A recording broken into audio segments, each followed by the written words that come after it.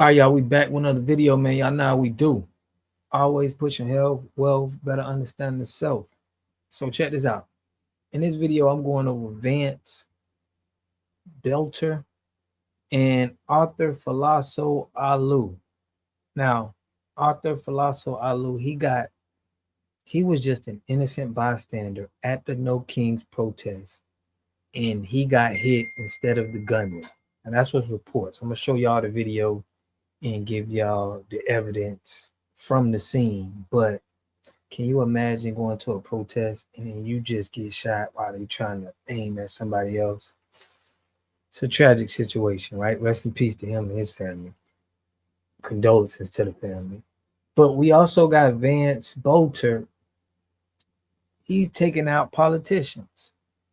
Now, I said this on my channel a couple live ago. I said, because we didn't hold those higher ups accountable for what they did to our ancestors with Black Wall Street, the war on drugs, when they were shipping drugs in here, and then caught the 94 crime bill where they was incarcerating a lot of our people.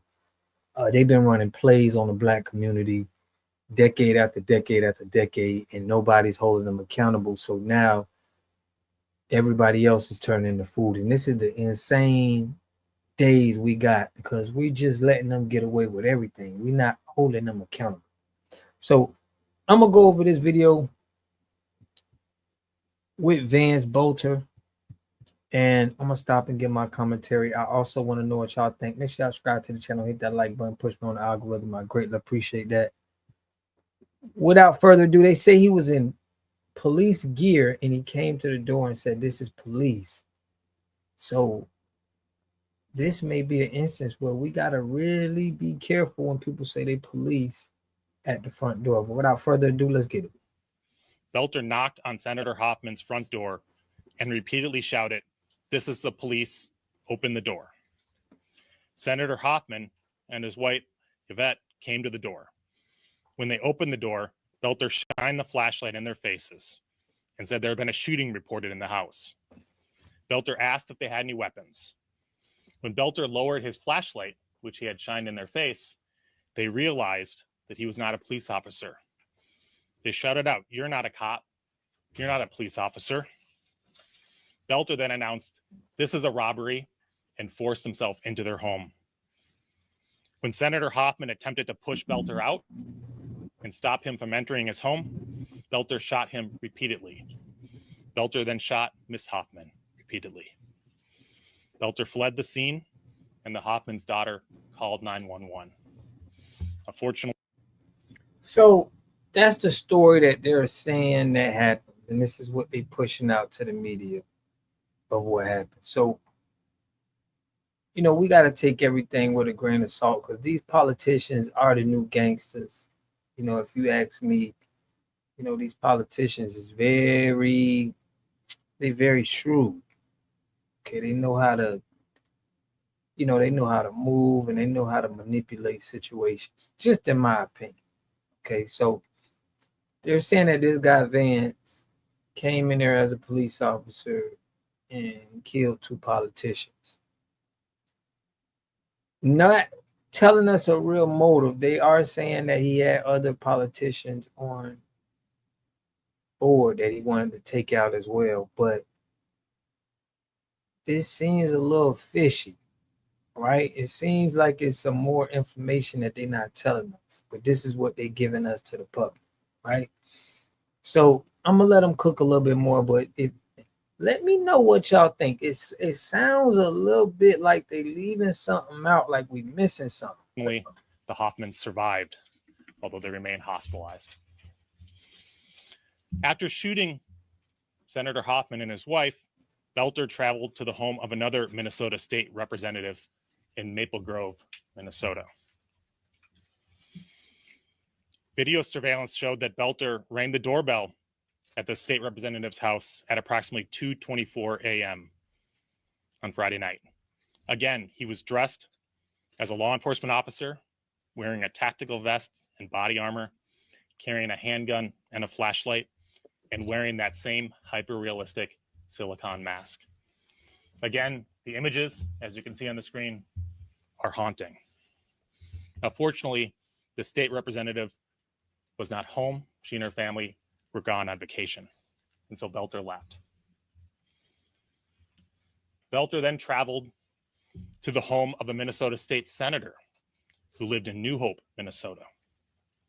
He parked in the street in that same black SUV with the police license plate. At about 2:36 a.m. on Friday night, after learning of the shooting of Senator Hortman, New Hope police dispatched an officer to conduct a wellness check on the state senator who lived in New Hope. When the New Hope officer arrived at the scene, she saw Belter's black SUV parked down the block with the lights on. The New Hope police officer believed that Belter was a police officer who had been dispatched to the scene to check on the status of the state senator.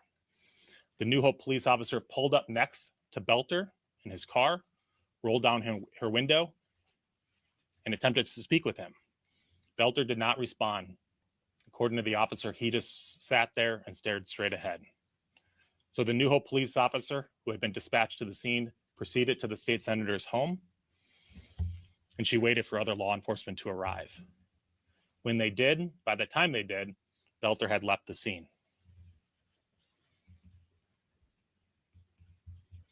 Belter then traveled to Brooklyn Park, Minnesota, in the home of Minnesota State Representative. So y'all hear that? He pulled up to him, to the car, and he thought he was somebody else doing a wellness check. That's just weird that they would do wellness check. Did they do wellness check on everybody? But you see how they treat these politicians, bro? They making sure they're good. It's like, this just seems fishy to me. We're going to get to it. Melissa Hortman. At approximately 3:30 a.m., Belter arrived at Representative Hortman's house in his black SUV with the police license plates. He parked in the driveway and left the emergency lights on his SUV flashing as if he was a police officer. Belter approached Representative Hortman's home, again dressed as a police officer, wearing the tactical vest and body armor, and wearing that hyper-realistic mask. He was armed and carrying a flashlight. Before he entered the home, 2 Brooklyn Park police officers arrived at the scene. They too had been dispatched to check on Representative Hortman after learning of the shooting of Senator Hortman. When they arrived at the scene, they saw Belter's black SUV parked in the driveway with the emergency lights flashing, and they saw Belter standing in front of the house several feet from the door. When Belter saw the officers get out of the car, he drew his weapon and began firing. He rushed into the house through the front door, firing into it. He repeatedly fired into the house, and when he entered, he murdered Representative Hortman and her husband, Mark.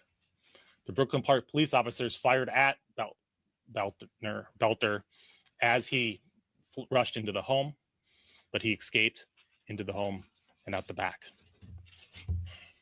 Officers recovered Belter's 9mm Beretta, along with the body armor and the mask, behind the home along his path of flight when he fled on foot.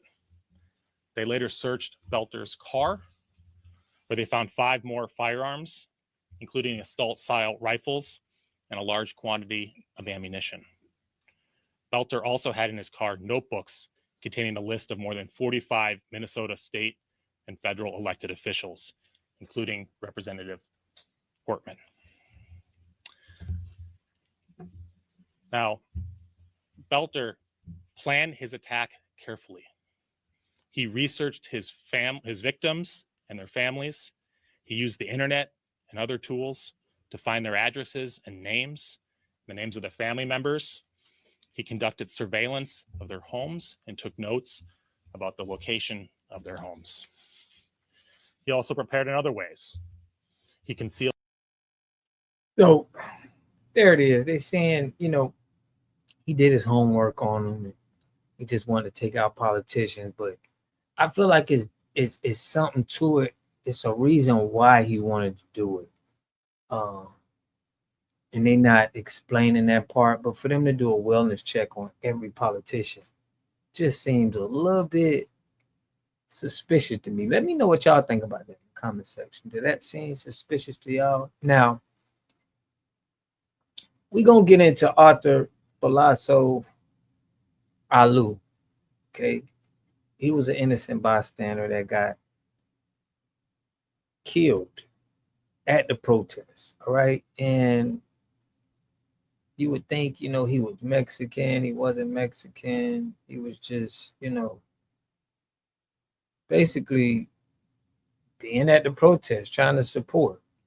So we're going to get into that. I'm going to give y'all my commentary. Let's check it out. Heard shots. Everyone's running. Shots or fireworks, but I'm just not filled with what my life is already busy.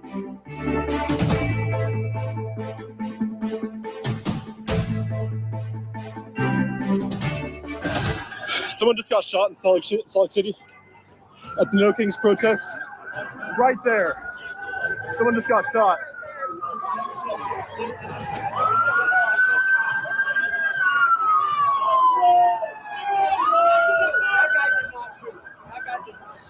What happened? You got shot in the head. Who? By who? I don't know. I saw some guy in a yellow vest with a gun pointing it. They shot and killed him. So he was rushed to the hospital, tragically died. But, the police officer in Florida did say that, hey, man, if you do this, we're going to kill you graveyard dead. So I don't know if that was a smart thing to do rather than talk that gangster, but he did talk gangster to the public. But he made it to where the police officers were going to be a little bit more trigger happy than usual now.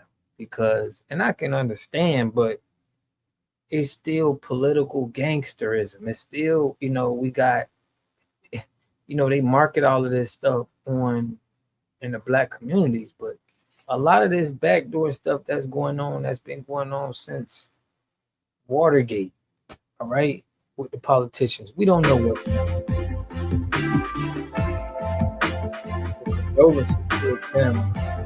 The guy was arrested. That's the guy right there who they wanted to shoot but didn't.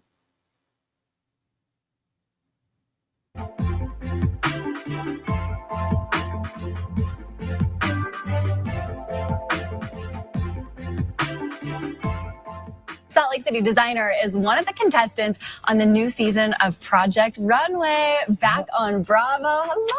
Hi. I knew it was going to be hard going into it, but I didn't know it was going to be that hard. Now, you could tell he was a supporter of the LGBT community, which was out there heavy.